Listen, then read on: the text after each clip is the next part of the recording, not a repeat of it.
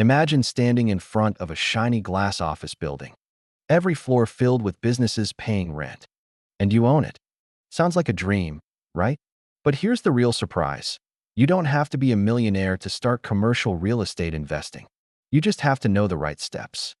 And by the end of this video, you'll understand exactly how to start building your wealth through commercial properties, even if you're starting from zero. Number 1. What exactly is commercial real estate investing? Let's start simple. Commercial real estate means any property that's used for business instead of living. Think office buildings, retail shops, warehouses, apartment complexes with 5 or more units, or even storage facilities. When you invest in commercial real estate, you're not just buying land. You're buying income streams, rent payments from businesses or tenants who pay you every month. For example, imagine you buy a small strip mall with 5 stores. Each store pays you rent.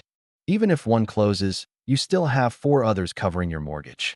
That's why many investors love commercial properties, multiple income sources. Number 2. Why invest in commercial real estate? Here's why it's a big deal. Commercial real estate can generate higher returns than residential properties. Businesses tend to sign longer leases, often 3, 5, or even 10 years. That means steady cash flow. There's also appreciation. The property's value can grow over time. Plus, there are tax benefits. You can deduct expenses like property management, maintenance, and mortgage interest. You can even depreciate the property value to reduce your taxable income. Let's say you bought a small warehouse for $1 million. After a few upgrades and renting it out, its value climbs to $1.5 million. You can refinance it, pull out some equity, and reinvest without selling it. Number 3. The different types of commercial real estate. Commercial properties come in many forms. Office buildings, retail spaces, industrial properties, multifamily apartments, and special purpose buildings like hotels or medical centers. Each one has its pros and cons. Office spaces can provide stable tenants, but they're sensitive to remote work trends. Retail depends on the local economy and foot traffic. Industrial properties like warehouses are booming right now because of e-commerce growth. Multifamily apartments are often considered the most beginner-friendly because people always need a place to live. If you're just starting out, multifamily properties, like small apartment buildings, are often a smart entry point. Number 4. The mindset you need before you start. Commercial real estate isn't a get-rich-quick game. It's a long-term wealth strategy. You'll need patience, research skills, and a willingness to learn. Think of it like planting a tree. It takes time before you can enjoy the shade. The biggest mistake beginners make: jumping in without understanding the numbers or the market. They chase properties that look good instead of those that perform well. So before you invest, decide what your goal is. Are you after steady cash flow, long-term appreciation, or both? That will shape every decision you make. Number 5. How to find your first commercial property. You don't just browse Zillow and click buy. You'll need to analyze markets and properties carefully. Start by picking your location. Look for areas with growing populations, job opportunities, and new infrastructure. Where businesses thrive, demand for commercial space follows. Then network with commercial real estate brokers. They specialize in these types of deals and can show you properties before they hit the public market. For example, if you're in Dallas and want to invest in small industrial spaces, a broker might know about an off-market warehouse near a major highway that's perfect for logistics companies. Number 6. Understanding the numbers before you buy. This is where many beginners get lost, but it's not as hard as it sounds. You'll want to calculate key figures like net operating income, NOI, cap rate, and cash-on-cash return. NOI is what's left after all expenses, but before paying the mortgage. The cap rate helps you understand the return on your investment. For example, if a property earns $100,000 annually and costs $1 million, that's a 10% cap rate. Cash-on-cash return shows your actual return based on the cash you invested. If you put in $200,000 and earn $20,000 per year, that's a 10% return on your cash. These numbers help you compare properties side by side. Number 7. How to finance your commercial property. Now, here's the big question. How do you pay for it? Most investors use commercial loans, which differ from home mortgages. Banks typically require 20 to 30% down, higher credit scores, and solid financials. But here's the exciting part.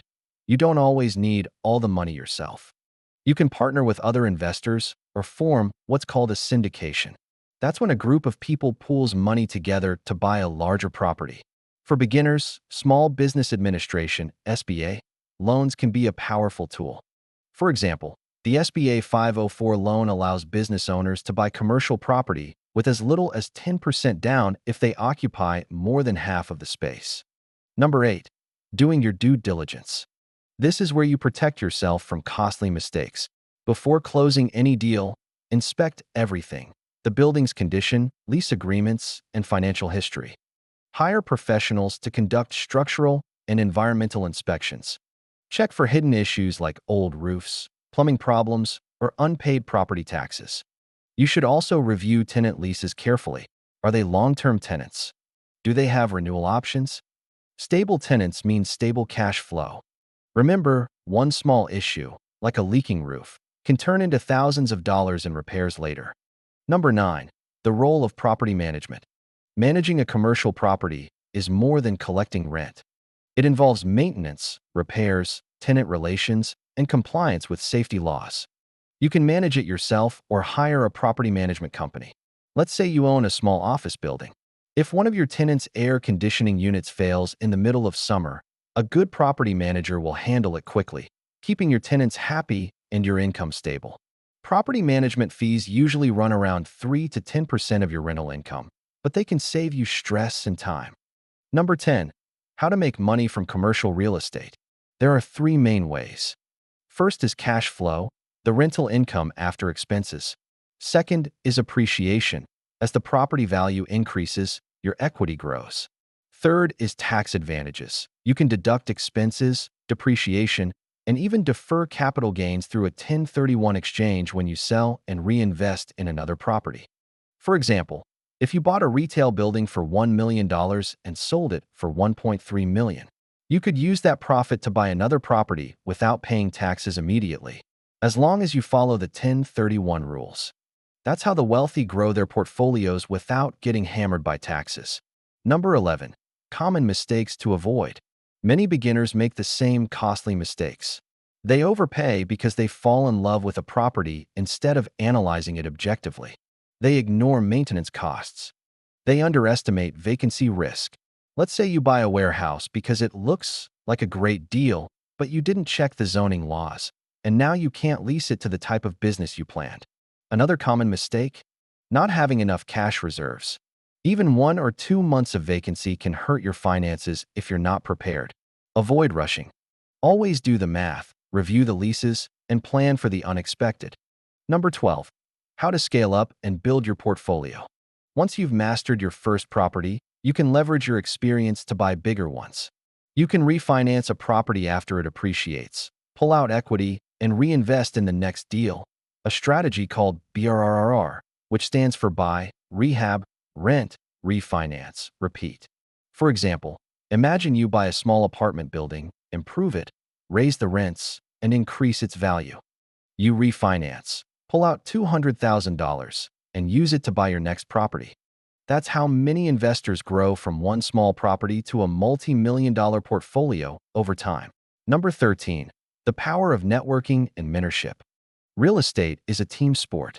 Surround yourself with people who know more than you. Join local real estate investor associations, attend meetups, or connect with mentors online. A good mentor can help you avoid beginner mistakes and introduce you to trusted brokers, lenders, and property managers. There's a saying in real estate: your network is your net worth. And that's true. The more people you know, the more deals you'll find and the faster you'll grow. Number 14. Why commercial real estate can be life-changing. Here's the truth. Commercial real estate can create generational wealth. It's one of the few investments where you can build passive income, long-term equity, and tax advantages all at once. For example, one investor started with a small 4-unit apartment building. Over 10 years, he grew his portfolio to include warehouses, office spaces, and shopping centers. He now earns more each month than he used to make in a year at his job, all because he started with one deal. And that's the point. You don't need to be rich to start. You just need the right knowledge and patience to take that first step. Number 15. How to evaluate a good location.